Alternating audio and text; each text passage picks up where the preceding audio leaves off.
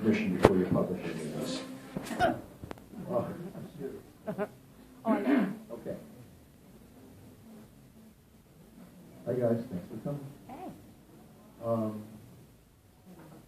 In about 2 seconds, we're going to bring up Fernando Piano. I want to introduce Fernando formally.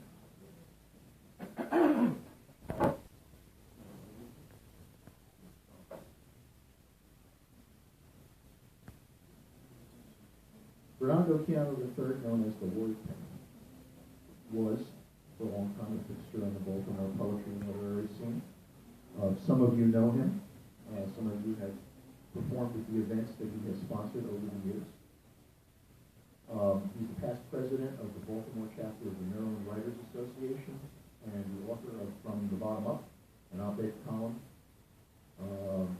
featured on theurbanTwist.com. His work has been featured in Welter, Smile Hunger in Baltimore, Baltimore Fishbowl, and the poetry anthology Life in You Like Grass on Fire.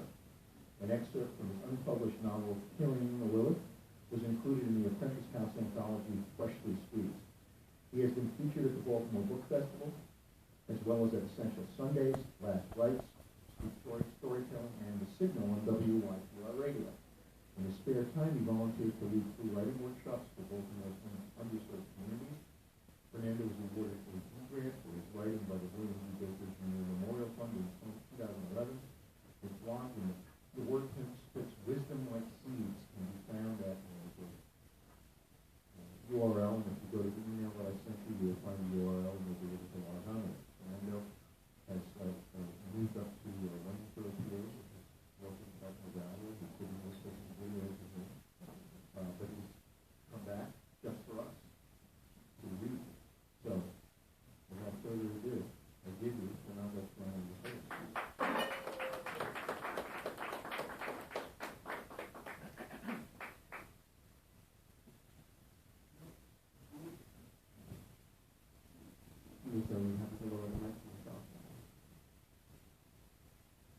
Thank you, Dan. Thank you for having me. It's a great venue to make a little bit of a comeback. We've only coming back for a while. As a matter of fact, today I was packing up the last things I own in Baltimore to drag it up to Pennsylvania, Waynesboro. I don't know if anybody here knows where Waynesboro is, or anybody who is a fan of Orange is the New Black. Great show. There's a grill on that, lots of behind bars. They call it Pennsylvania Street from Waynesboro, too. Great example. It's kind of like living in an episode of Duck Dynasty. That's probably the best thing to say. Valerie was born in Waynesboro, probably doesn't like that. But Baltimore's always, will and always, has been and always will be an inspiration for me. And my writing. And in that vein, we go ahead and start off with a poem that's very Baltimore, written from a rooftop in Baltimore. This was called Praying in the Temple of the Moon. I went to church last night, the first time in a score of years, but it was unlike any service I'd ever attended. I climbed onto a rooftop, slipped under a cloud-capped canopy of night sky, the fullness of my moon, my altar, the sounds of a reminiscent summer night, traffic up and down Howard, onto and off the JFX, my soundtrack. For a while, I just sat there feeling my place in the universe, a floating fleck connected to everything. Then I slipped out of my clothing, for those of you who know me, that's my moon. Then I slipped out of my clothing, buried myself before my moon. I prayed like I've been taught to pray by the witnesses, the Baptists, the Mormons did it best. For gratitude, for your blessings, ask for what you want. It was harder than I first imagined. My blessings have been nearly innumerable. My needs seem so greedy, as if the universe's generosity is late. After the universe's generosity is late. But I just knew. And I knew that the universe knew, you know. I repeated my past. For as much as I get, I make sure to give back. And I feel my missive with the holiest act of love. I woke to find my moon had almost completed its track. The sun was creeping up, his overbearing light threatening to hide her for another night. But my service was done. my ritual complete, my rights restored. It is not the churches of old, full of preachers teaching Jesus and right from wrong, defining evil, but in the temple of the moon, in a pew carved from the universe itself, I was closer to God than I'd ever been. I was happy. I was whole.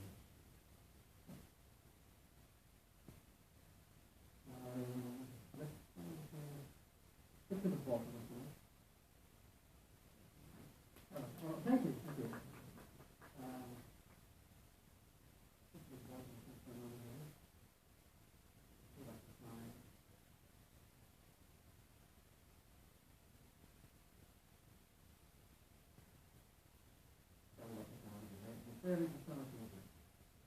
Okay, so Dan mentioned the signal. I got enough moving to use this on the signal.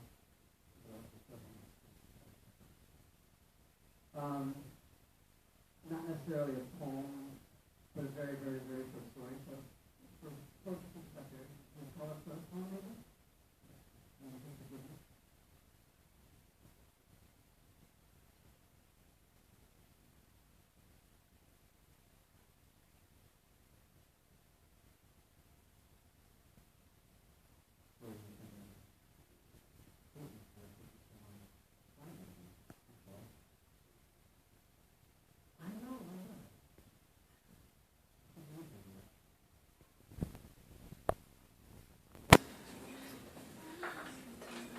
All right, so maybe the universe doesn't want me to read that one.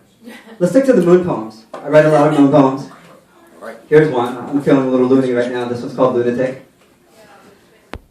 I see her eyes reflected from the quartered moon shining on my green forehead as I trudge around long suburban blocks, thinking of nothing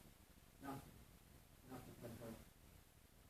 I laugh aloud at how silly I sound, in silence, in darkness spoken only by instinct, hooked by stars, and that invisible grin reflected in her eyes upon me. I fear that I will wave my arms like mad and be dragged away, a little bit of love to the moon, which is close to the back. Now, this is as we were reading over the past year that we have been completely idle. Something that's done some writing, something that was something right. But who knows? Every writer is moving to the right now. So, we were all reading the poem. This one's called Moon. My love, my moon, my moon, is the moon. My white night sky, my sweet lotus flower. Oh, sit, O Lord, perched upon your pad. Sit and stay with me a while. I want to watch you bloom under the rays of the moon, watching precious petals spreading itself from grace to the universe.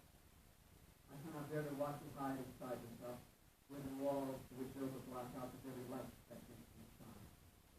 So be wise, my sweet lotus, as you wander to calm over the moon.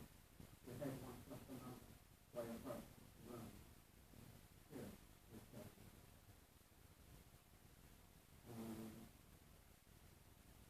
Firefly.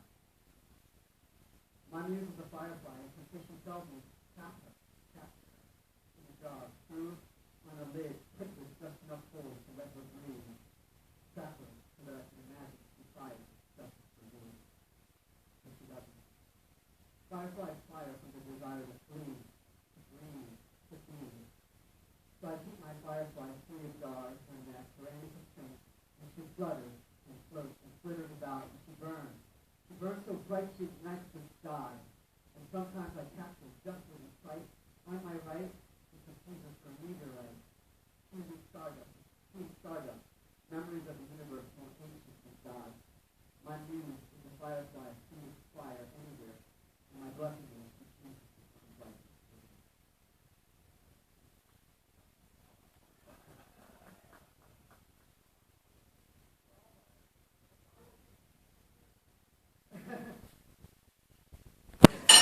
Along with writing poems about inspired by the moon, I'm also get inspired by tarot, paranormal. Yes, you're into paranormal, right? Aren't you? Yeah. My mom read tarot cards. Made a living at it actually for a time. a long, long time ago. So this one was inspired by the Eight of Swords, called Eight Blades. You seek security, safety, freedom from the things that ail the world.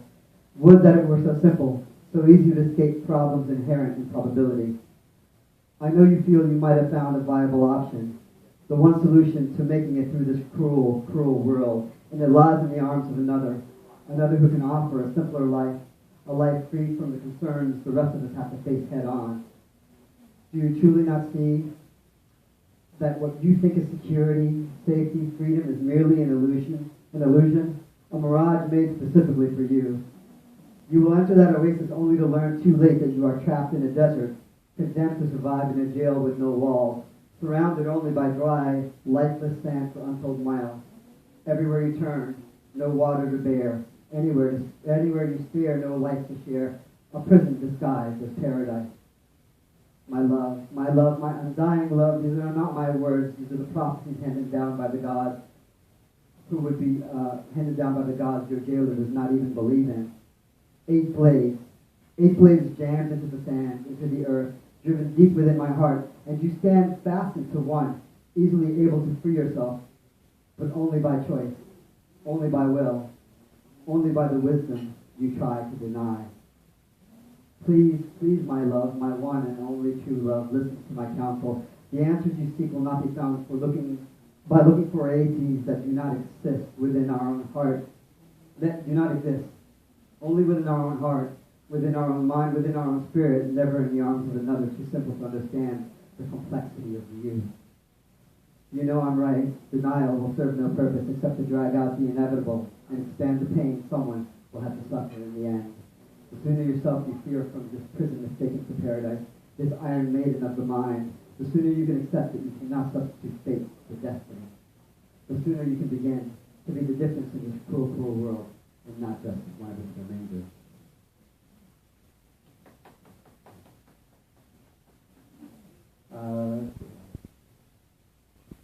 Okay, so let's go to an older poem. I like to think of this poem as a lesson for why you should never throw anything away. I wrote this poem inspired by a picture, and I hated it after I finished it, so I stuck it in a drawer and found it maybe 4 or 5 years later and read it, and I immediately realized how stupid I am. This picture is inspired by a picture. My family would take an Easter trip. I was raised as a young child in Hoboken, New Jersey, Jersey City, that sort of Hudson County area. And so we would take trips to the Statue of Liberty, Ellis Island, get up in our Easter vest. And I had come across this picture, and it was one of the last pictures I have of my entire family together. And it's called Snapshot. Staring at the only photograph I have left, Easter, with your head wrapped neatly in a paisley scarf, alabaster skin set off by the scarlet of your top, all 5'0" of you dwarfing over the three of us. How small we were, and how as big as the world you seemed to us back then, holding Jojo's fragile little hand. Jojo, in his blue denim overalls with a strap dangling off his shoulder, and his Buster Brown hairdo, freehand gripping one link of a chain link, your other arm held hard against Kiki's heart. Kiki with her baby doll dress and her baby doll smile and her whitened knee highs. And there I am, the little man, all grown up at 8 or 9 or whatever, hair as always waving wildly in the wind, styling my plaid polyester belted lounge lizard jacket with matching bell-bottom bottoms, foot propped up, arms spread out, like I owned the world, like I knew I did. All of us there at the base of Lady Liberty, Manhattan, and its now extinct towers barely bursting through the fog, celebrating not God, not Jesus, nor life, nor liberty, nor the pursuit of happiness, but love. The love that we could squeeze out of this fucked up family that we shared, that we accepted for better or for worse than that, because how can we forget those times? I stare at this, the only photograph I have left, and I imagine the others, the ones I don't have, the ones lost, the ones destroyed, even the ones that never existed, like the picture I never took of you during one of your days, lounging and lost in your euphoria, hiding from problems I didn't, still don't quite understand. Like the picture I never took of you bruised, battered, and beaten by whatever flavor of the macho sick monster you were sampling. Like the picture I never took of you the day you cashed your first paycheck, leaving the drugs, the drink, the drunks, and the drama packed away neatly with your past. Or like the picture I never took of you bloated, bleeding, and bleached on that hospital bed, your past unpacking itself to prevent your progress, your presence, your life break down to vital signs and bad mistakes you had already paid for with interest. Staring, as I tend to do quite often, more often than I like to admit, at the only photograph I have left, I am left wanting more. More than these fading, foggy, fucked up fragments that I can't quite feel, these pieces of memory that float around in my head, incomplete and inane, that I can't touch, or hold, or strum like a stringless guitar, or cry on. They don't have the power of this picture, this one last picture where life was set aside, one Easter Sunday, just so we could remember that even the fog could not hide the love captured at the base of Lady Liberty.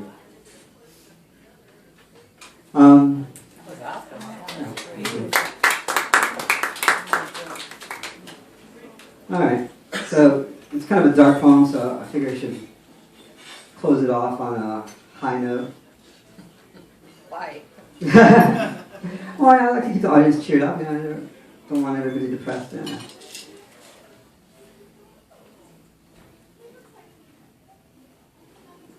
Okay, you know what? This technology's not working with me today. Let's try one from memory. Let's see how well I can do this now. This one is called Jasmine. I put my fingers to my nose and smell the sweet scent of jasmine. It seems amazing that once I touched it, the scent never went away. I lick at my lips. I look at the tears that did run down my face, and through the salt I could taste the essence of our sin. It seems amazing that once I touched her, the scent never went away. And through the static of my speakers, I could hear her sweet, sweet jasmine voice speaking to my soul, saying, I love you. Is it so amazing that I needed only touch her once? And now I know the scent will never go away. Thank you, everybody.